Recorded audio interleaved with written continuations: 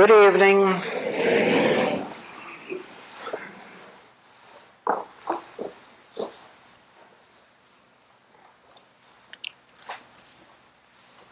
You have noticed that we start our work with meditation.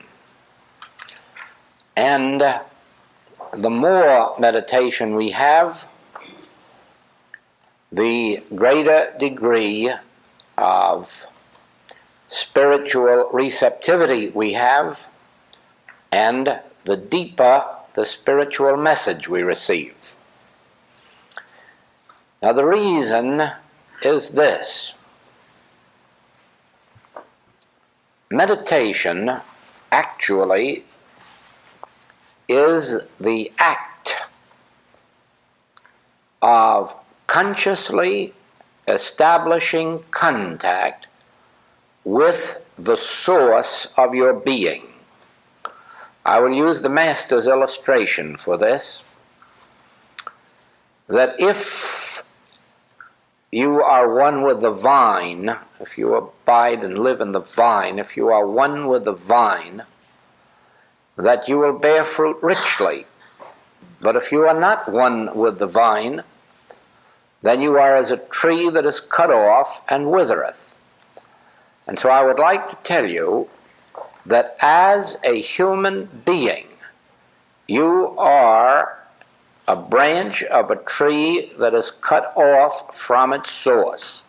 And that is why you can have sin, disease, accident, death, false appetites, all of the horrors of human existence can happen to any human being, and they can happen at almost any time. And the reason is that a human being is not under the law of God, neither indeed can be. A human being is a branch of a tree walking around the earth, not attached to the tree.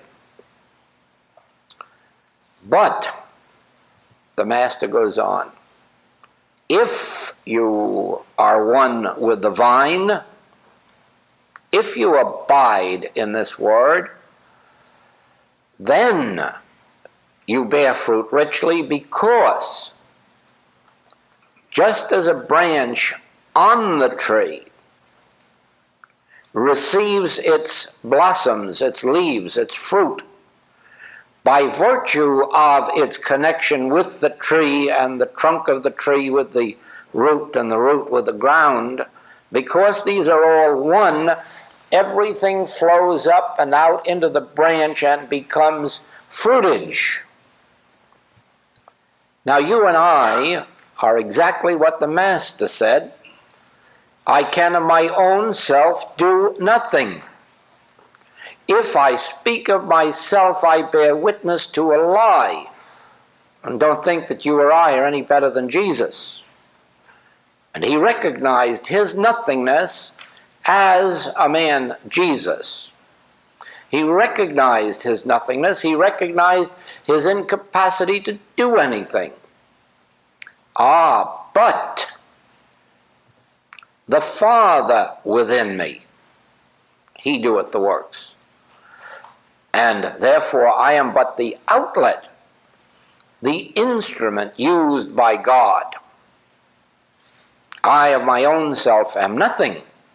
The Father within me, he doeth the works. Therefore, the Master was consciously one with God. And by virtue of that, the Godhead could work through him and perform the mighty works which have, of course, kept his name alive, and his deeds and his message and his mission, and really serves as an example that all of the world is rapidly coming to. But not because of Jesus, but because of Jesus' oneness with God, the Father. Now, Paul tells us that as a creature, you are not under the law of God, neither indeed can be. But if so the Spirit of God dwell in you, then do you become the children of God. And if children, then heirs, joint heirs, if so be the Spirit of God dwell in you. If so be you have that Father within you that the Master told us of. Now, as human beings, even though we have the Master within us, we have the Father within us, it is of no benefit to us because we have no conscious contact with it. And a contact, to be a contact, must be a conscious one. If you had $1 million in the bank but didn't know it, that $1 million could serve no purpose in your life. You might have a great big estate somewhere in California, but I can assure you that it will not benefit you until such time as you know you have the estate. In other words, until you become consciously aware of it.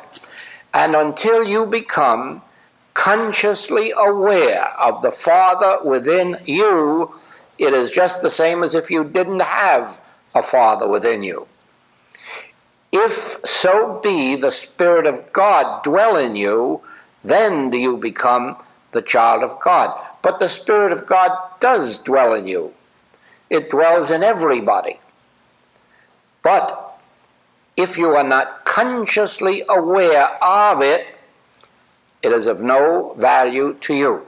Therefore, meditation is the way in which you establish conscious contact, conscious awareness of the presence within.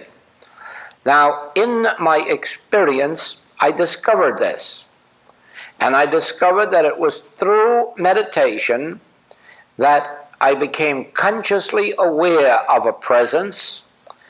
And when I became consciously aware of a presence, my life out here that day was more harmonious. Things went smoothly. Everything moved in the way it should move, with God governing it. But on those days when there was no such conscious contact, I was back again as a human being, and life was just according to luck, circumstance, chance, or whatever might be. After long period, way into the months, probably a year or so, of meditation, that conscious contact was so well established that it became permanent. And then life out here began to be lived much in the way that Paul described. I live, yet not I. Christ liveth my life.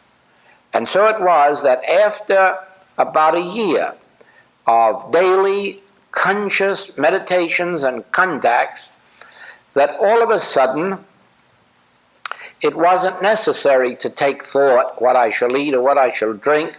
It wasn't necessary to take thought about what I should do.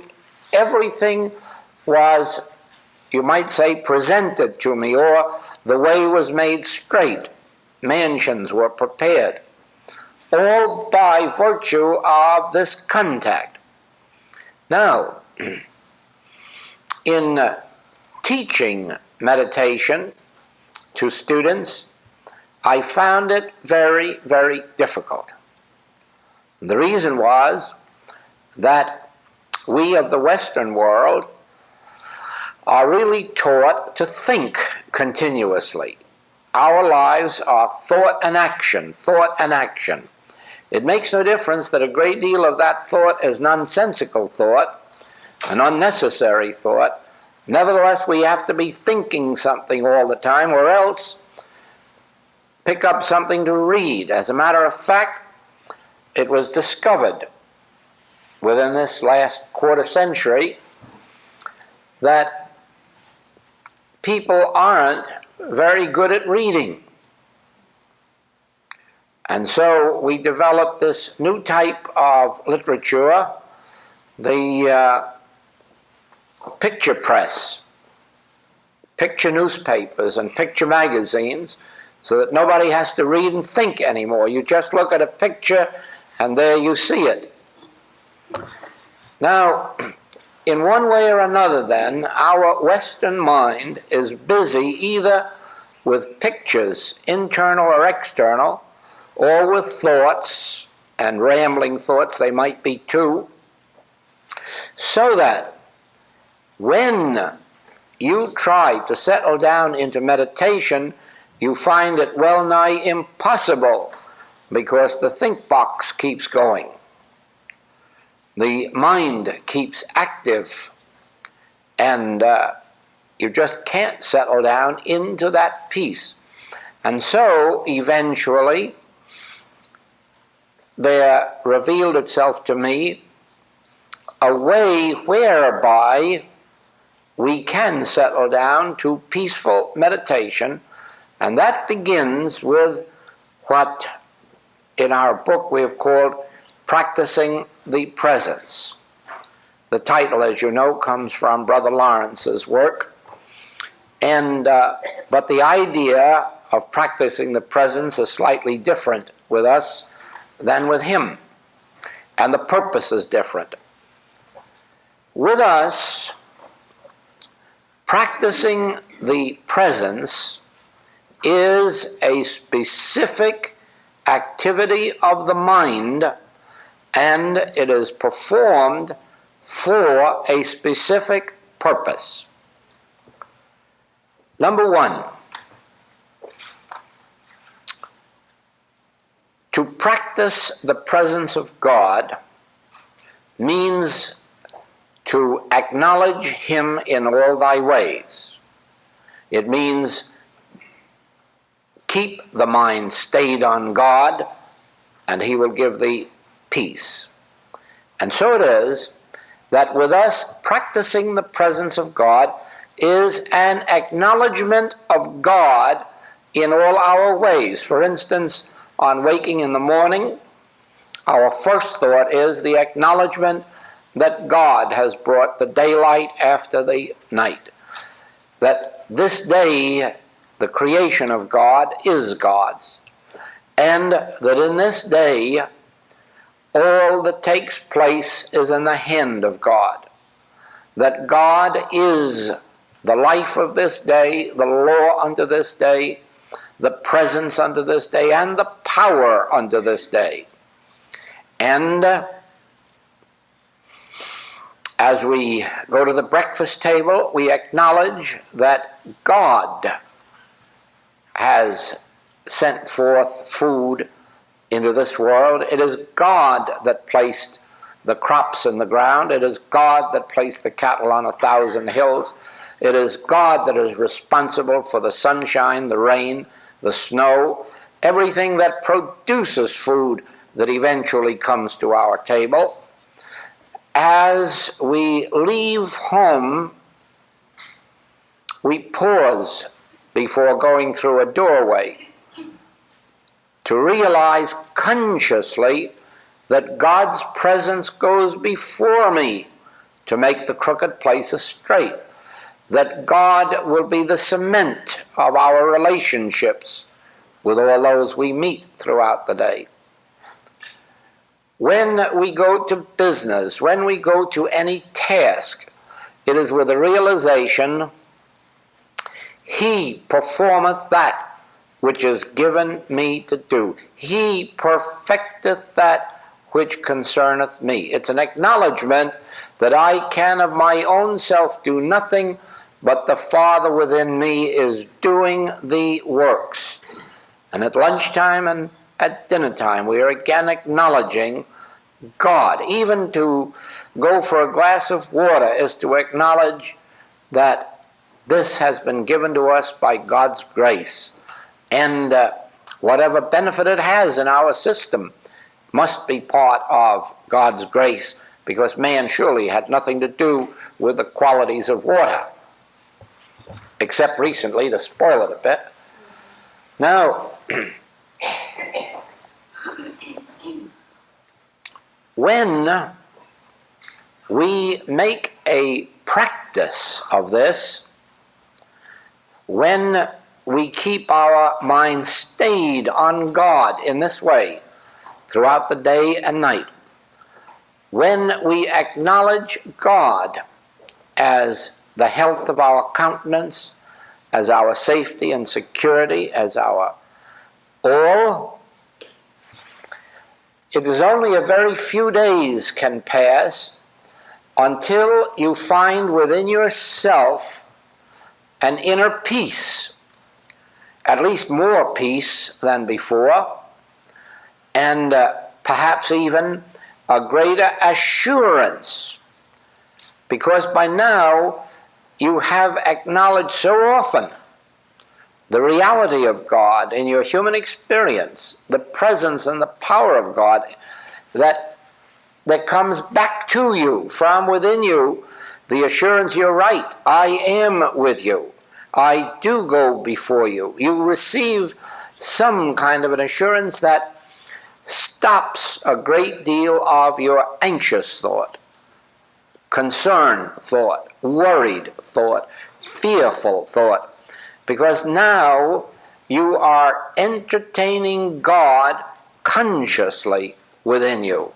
And it is an impossibility to walk up and down the world with God consciously with us and fearing or doubting or hating.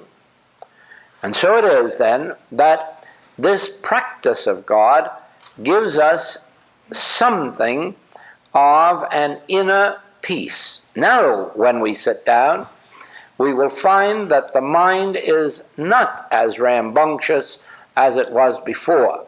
Now it is more subject unto us, so that when we sit down and commence to contemplate God's grace, God's availability, God's presence, it only takes a very few moments of that contemplation until inwardly thought really quiets down, sometimes only for a couple of seconds, but that couple of seconds can be recaptured several times. And as you continue then in both practicing the presence and meditation, you will find that eventually this inner peace will remain with you for as much as a minute. Of course, it doesn't have to be a minute. 1 second is enough to transform anyone's life. But you do eventually come to the place where in your meditation, after you have had your few moments of contemplation, that there comes a momentary pause, an inner stillness for a few seconds or a minute. Then you can get up and go about your work. Now, it is for this reason that when you are introducing this subject to anyone, that the first book to recommend to them to start out with is Practicing the Presence. The second book to start out with is The Art of Meditation. And after that, of course, they can follow any order that suits their own unfoldment. The main thing is that every individual live their lives in practicing the presence of God and in meditation. Now, to live without the practice of the presence of God, to live without the continuous acknowledgement of God's love, God's grace, God's life, is really to live the life of the walking dead. Because even life is only death when it's separated from God. As you will find, and as some of you have already found, that once you are consciously living with God, once you have brought God into conscious living with you, so that your mind is stayed on God, you will find that a whole new dimension of life opens to you. It will never again be a life separate and apart from God. It never again will be the branch of a tree that is cut off and withereth. You are a branch of a tree that is cut off and withereth unless you have God consciously in your consciousness. When you have God consciously in your consciousness, you have the Spirit of God dwelling in you, and you are a child of God. When you have the truth of God's love, God's life, God's omnipresence, God's omnipotence, God's omniscience, when you have that dwelling in your consciousness continuously, you are dwelling in God continuously. And those who dwell in God, none of these evils of the world shall come nigh thy dwelling place. But you must remember that your consciousness is the connecting link between you and God. And God, absent from your consciousness, makes of you a tree, a branch of a tree that is cut off. But your consciousness, imbued with God, your consciousness filled with God, has the indwelling presence, has the Spirit of God dwelling in you, constitutes the Spirit of God dwelling in you, and now you are consciously living in God. Then when you sit down to your meditations, you will find that it does not take you long to have an inner response. And this inner response means it's really a signal. It's a signal announcing God's presence. Now, this is the point that above all others that I would like you to carry with you, because it really is the capstone of this week's work. And this is literal truth that I'm going to speak to you. This is not symbolic, and this is not poetry. This is a fact. You do not need money for anything. You do not need food, and you do not need clothing, and you do not need transportation, and you do not need companionship, and you do not need a home. And you can instantly stop taking thought for any of those things. When, in your meditation, you feel this inner response, this something that lets you know that God is on the field, you have attained your entire goal of life. After that, you have nothing left to seek, to work for, to strive for, or to think about. The reason is this: the presence of God, consciously realized, is your bread, your meat, your wine, your water, your dwelling place, your safety, and your security. Once you have the consciousness of the presence of God, you never need concern yourself about any other proposition in life. Everything is added unto you. Everything is performed for you.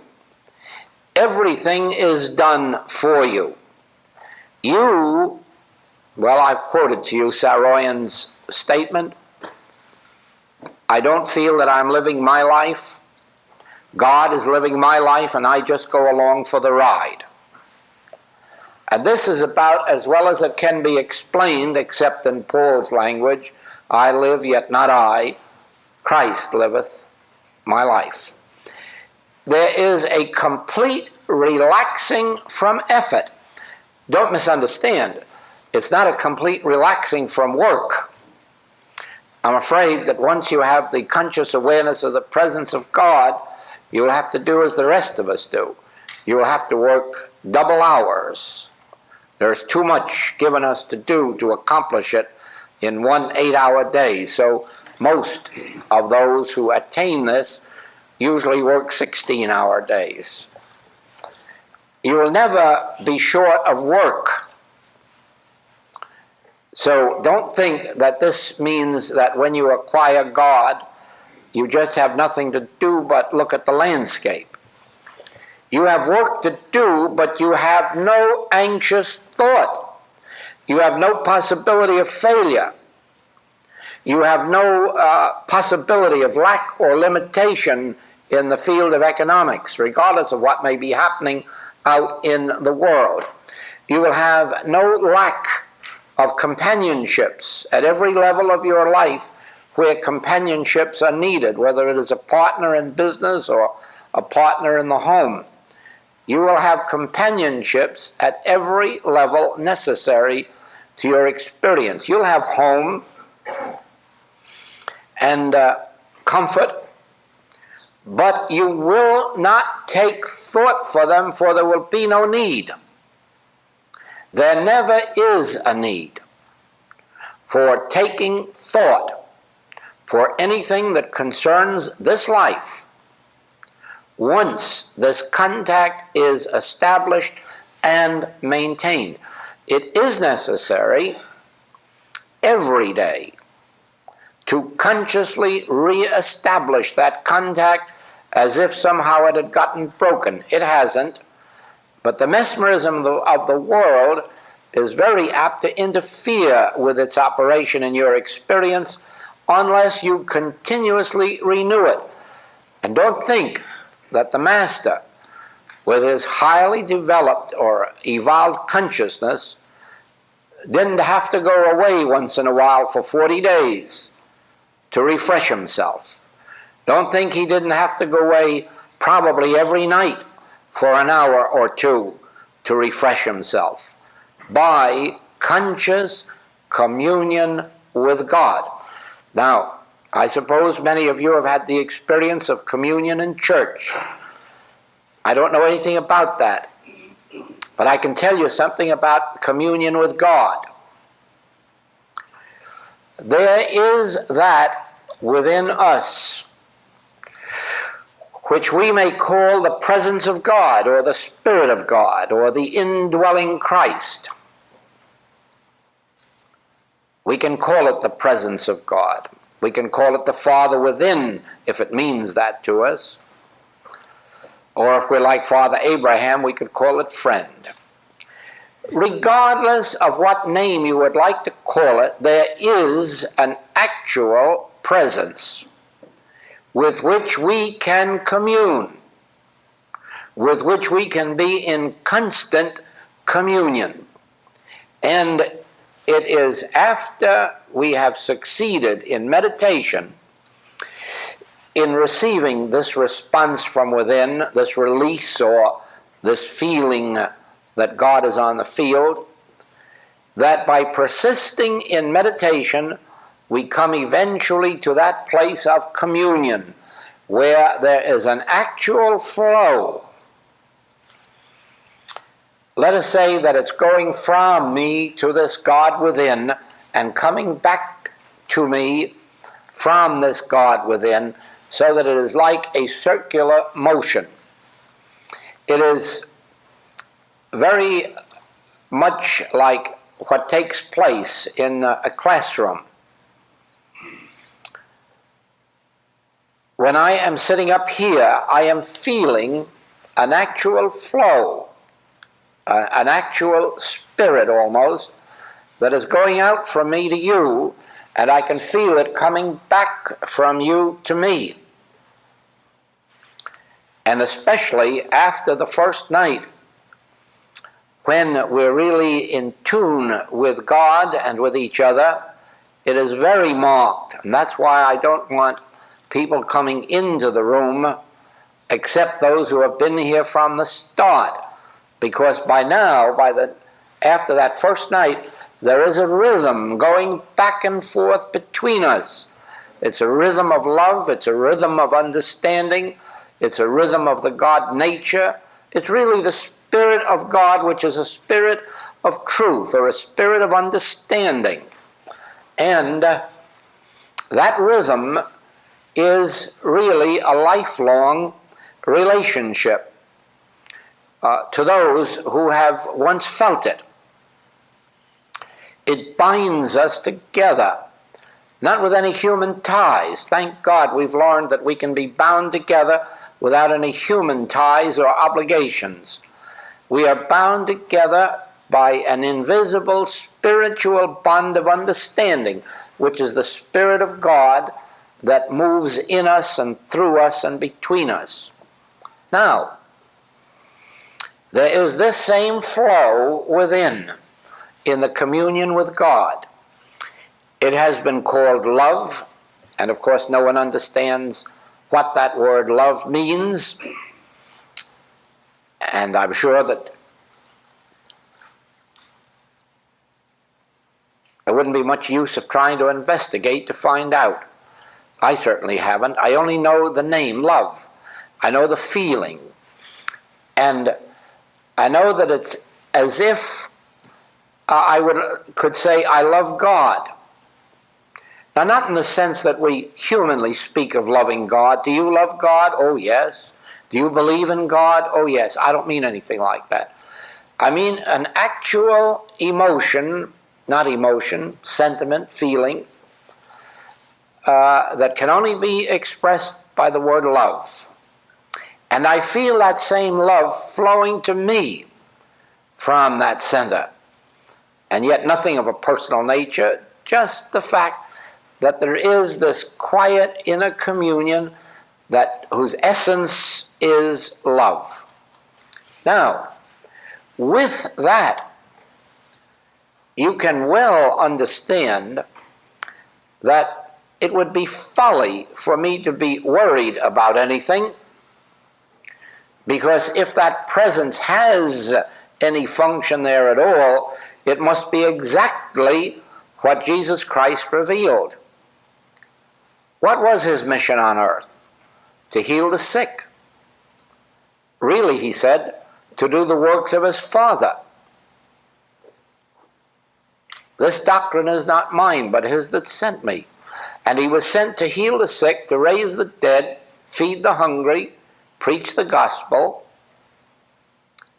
And therefore, if I have the presence of God in me, which really we speak of as the Christ, the Spirit of God, then I have that within me which is put there for the specific purpose of healing me if I'm ill, forgiving me if I sin, feeding me if I'm hungry, instructing me when I need wisdom. Its purpose then is to fulfill God in me. In thy presence is fulfillment. And so when that presence of God is consciously with me, its function is to fulfill itself in my experience. Now, it never does this for my sake. It never does this for your sake. It does this only to the glory of God, to show forth what God is, how God functions, to show forth God's glory, just as the heavens declare the glory of God, and the earth showeth forth his handiwork, so do we show forth God's glory when we are consciously one with God. Having the presence of God with us does not make us great. As the Master indicated, it does not make one a master. It makes one a servant. Someone else may call him master, but within himself he knows that that's not true. He's not a master. He is a servant. His function on earth isn't to dominate anybody or anything, but to serve mankind in the showing forth of God's glory. And therefore, as the Spirit of God takes over in our experience, it gives us work to do, believe me, plenty of work to do, plenty of responsibilities, but never worries, for the simple reason that we know that we are messengers going out, performing that which is given us to do by virtue of the fact that He is really performing it through us. So it is. It makes no difference whether you are a painter or a sculptor or a businessman or an attorney. When you have established this contact, you are better at whatever your work is than you ever could have been before, but you are better not because you are greater, but because you are humbler, because you have let the Spirit of God take over and perform its work through you. You never become indispensable. On the contrary, you realize more and more that no individual is any more indispensable than a rose on a rose bush. As you empty one rose bush, you'll find more roses growing on there. And you'll find that as we retire from the active scene, more like us will appear to do our work and to do it better. Because with each succeeding generation, there is a greater spiritual impulse coming through to us. So it is that first, by virtue of consciously, which means even mentally, realizing God's presence and God's power and God's government, God's jurisdiction, God's grace, you bring about an inner quietness and stillness. That inner quietness and stillness enables you to meditate and receive the conscious awareness of God's presence. Remember, it was there all of the time. Remember that God's presence is on the gallows with a man being hung. Remember that God's presence is in every automobile accident. The only reason these fatalities can happen is that the presence of God is not consciously realized. For where the Spirit of God is, there is liberty, there is freedom from sin and disease and accident and fear and poverty. So that God is omnipresent, but it takes the conscious awareness of the presence of God. It takes the consciousness of the presence of God to bring God into your manifest experience. In other words, the Word is always the Word, but the Word must become flesh. The Word, the invisible Spirit, must become tangible health, happiness, and holiness, and abundance. And the way whereunto it is accomplished is the way of meditation, in which the realized presence of God can take place. The presence of God is there. There must be a realized presence of God. So when you sit down to pray, when you sit down to meditate or treat, remember, it isn't the words or thoughts that you use in your prayer or treatment that constitutes power. The words and thoughts you use are meant only to settle you down into an inner peace and quiet, so that there can be a conscious realization of God's presence. It is this God presence consciously realized that performs the healing works. And any practitioner who has ever done successful healing work will tell you that the healings only take place when they have realized God on the scene, when they have either treated or meditated until an inner release has taken place.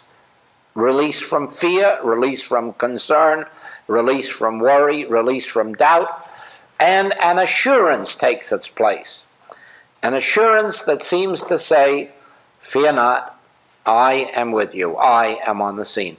Fear not, I go before you.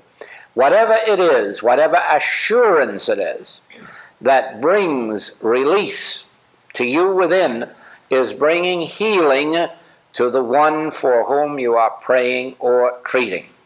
But that release must be there. That is why there are far too many practitioners who know how to give a treatment and yet do not heal. That is because they believe that their treatment does the healing work, and that is not true. It is the consciously realized presence of God that does the healing work. And the only purpose of the treatment or the prayer or the meditation is to so elevate you in consciousness that you can be still long enough, speak, Lord, thy servant heareth, and then wait for that peace to descend upon you or that assurance to be given you. Then you will know that your treatment is proving effective. Now, in the beginning of your experience, you may have to spend 20 or 30 or 40 or 50 minutes or an hour with every treatment before you attain that conscious awareness that results in healing. But as you continue in your healing work, you will find that gradually your treatments will take less minutes until the time will come when most of them will take less than a minute. Oh, in between will be some that will take days, weeks, and months. But by far the majority will be quickly given, but that is only because you have reached a place in your unfoldment when you are living consciously in God throughout the day and the night. That is, when you don't have to fall out of God and then work yourself back in. When you don't have to feel that the turmoil of the world has separated you from God and you have to go through long meditations to bring yourself back to the presence of God. The time eventually comes when you are living, you might say, 3/4 of your life in God and consciously aware of God, and therefore to get back into the Spirit takes only a minute or two. Not that you're ever out of it completely, but that you are just far enough out so that you need a minute or two for reestablishing that realization of the presence. And of course, if you go as far as Paul did, you might get to the place where you can say, now I'm not living my life at all. I'm in this world, but not of it at all. The Christ is continuously living my life. The Christ is continuously before me, making the crooked places straight. The Christ is continuously beside me as protection. The Christ is eternally with me as my food and clothing and lodging and housing and transportation. In other words, you have then come to the peak of the mystical life. And that peak is when you are abiding consciously in the realization of God. Then, after that, there never is occasion for any kind of worry, fear, doubt, concern. There are aggravations, of course. There are minor things that come up in life of a disturbing nature. But there are no major problems, not even death. Because should the time approach you for a transition into another experience, you will no longer call it death, nor will you think of it as something to be avoided. You will know by then that neither life nor death can separate you from life. For the only life there is God, and you cannot be separated from God. And so no question arises now as to whether death is a lack of demonstration or not. It is not a death, and it is not a lack of demonstration.